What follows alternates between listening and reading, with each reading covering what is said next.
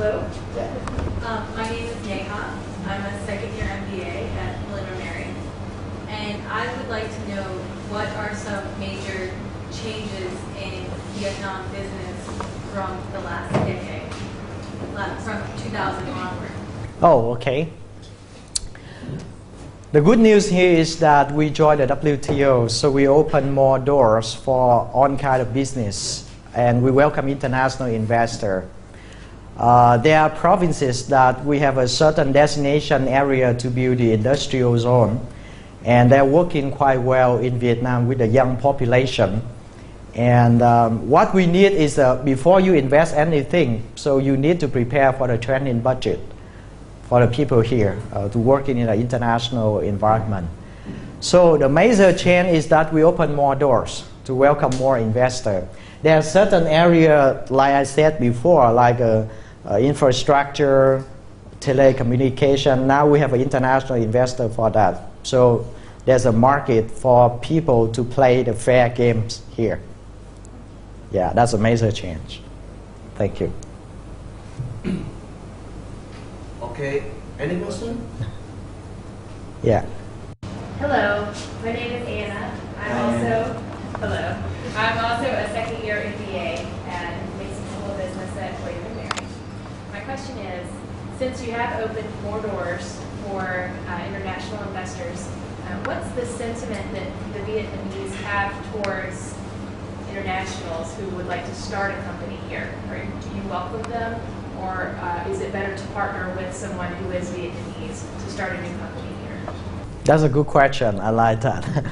Well, we welcome the international investor, whether through the firm of joint venture or you can be 100% owned as a foreigner on business in Vietnam, which is fine. And we are playing the fair games. There's no, what you call, prejudice or what? Prejudice between the players in the games. We welcome on. If Japan offer fantastic technology, we welcome Japan. If German offer fantastic management thing, we welcome Germany. Or if US offer fantastic sales and marketing in the international market, you produce, like we have a Nike, we have a lot of US companies in Vietnam. They are doing quite well here. And there's no prejudice between the investor. Hi, I'm Angela. I'm a first year at William & Mary. This builds on Anna's question a little. I was wondering when, hopefully in the future, we'll have the opportunity to work with people that are international, particularly from Vietnam. And I was wondering if there is it preferred that we can speak the language, or is it preferred that we do business in English?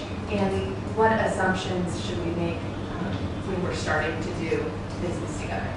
Okay, that's great. Young people, young Vietnamese people, we speak English. But you will have a more advantage if you can speak local language, which is Vietnamese. And I have many American friends who speak perfect Vietnamese. And they're welcome everywhere. I mean, just give you the social contact more easier, and people find very interesting when speak with the foreigner in their local language.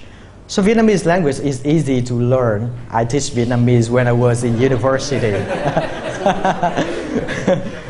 So stay in contact with me if you want to learn Vietnamese, okay? Find me on Facebook, okay? And so one day Mr. Hồng will invite you come to his restaurant, Bukan Day, okay? Bukan. Oh, okay. Right? Well, for all the country in the world, if you can speak the local language, that's a plus, that's an advantage. It's the same. But we can still use English to work in the international environment. Okay, thank you. Hi, my name is Chun, and I'm from second year MBA as well. Since you talk about Nike and stuff, we saw a lot of products made from China, and also like offer the clothes. We saw like quite amount of that made of Vietnam. So I just want you to compare between like labor costs in Vietnam and in China, the quality, or what aspect you see different, or Well, I think for the international brand like Nike, it doesn't matter whether the product is made in China or in Vietnam or in Cambodia. The quality standard is the same because they have a total quality management system to do it. The competitive advantage between China and Vietnam is the workforce. Maybe China has more people. Maybe they offer a lower cost in terms of labor. But whether the shoes are made in Vietnam or in China, once this is branded Nike, it is Nike. So they have a very strict system to control this. So I cannot compare. I don't see any differences. I got a chance to work with Nike as a customer, as a partner, because they have many expatriates to stay in Vietnam, and I take care of the hotel business of Marriott International in Vietnam. So I understand they have a really good system to control the quality of the product. All right. Hi, I'm Sarah. I'm in my fourth year of study at the university. Hi, Sarah. My question is when you address some of the market weaknesses, do you see these being addressed in the near future, or do you think that this is something that will take a long time to sort of overcome in terms of the IPR, the property rights, and the labor laws? Do you think this will happen shortly, or something that will take a longer time to address? I think they are being improved quite a lot. If 3 or 4 years ago, I went to the administrative office, my frustration is high, my temper is high. Now the service is good. The service, they may offer you some tea and cookies at the table already. So I'm quite positive on this. They are working on this because they are aware of the importance of international investment into the country. So it's just because they need more training. It's not the intention to offer such a lousy system, but it's because they lack of skills. That's it. So it's quite positive right now. My name is Hannah. I'm also a fourth-year student at William & Mary. My question is about, do local Vietnamese companies find support from the government when they're looking to attract that foreign investment to bring in technology, whether it's through infrastructure support or things like that? What options do local Vietnamese companies have from the government? Oh, okay, that's a good question, but quite difficult. If you do the joint venture, it's easy for the local partner to find the right place to set up the business. For the country competitiveness, my personal view, we don't fight with the international market in terms of high-tech technology. Our strength is agriculture. We have a rice, we have a fruit, we have everything there. So if you invest in agriculture in Vietnam, you build a brand for this. It's easier. We cannot compete with India or China in terms of IT outsourcing, on this stuff. So for the infrastructure, for the IT, for the past 4 or 5 years, we spent a lot of money to welcome the investor, to build the area, but it seemed to me that it didn't work. We grow many good fruit that can export it to foreign country, but we have to use the foreign brand to put on the product. This is really the pity things for us. So we need the investor who is experienced on the brand to build the agriculture brand and export it. Because only this land, this kind of water, this kind of weather can grow this kind of fruit. So why not build a brand for that? So, thank you. Hi, my name is Taylor. I'm a fourth-year student at the university. You mentioned that one of the, key industries is agriculture. As foreign direct investment continues to increase, what other industries do you see growing other than agriculture? You mentioned that Vietnam isn't really a competitor with telecommunications or any IT, but are there any other industries that you see growing in the next several years? Well, I see the manufacturing. I mean, you have a factory in other countries in Southeast Asia, let's say China, Indonesia, Malaysia. We have lands to build factory.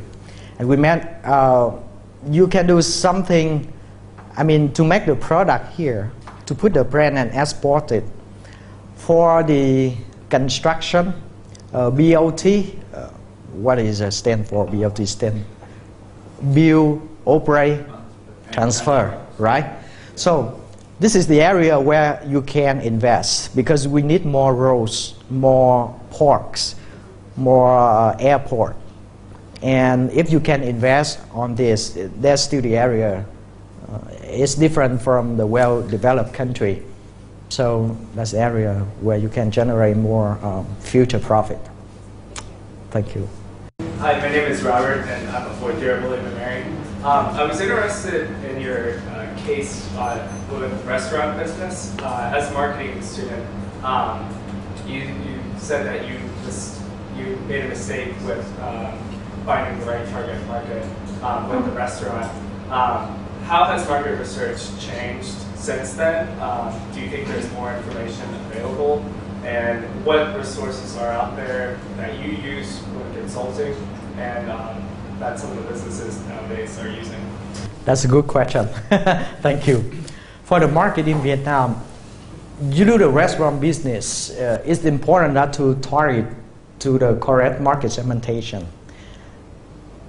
You need to target to really high profile customer, or you have to do a very low profile of customer.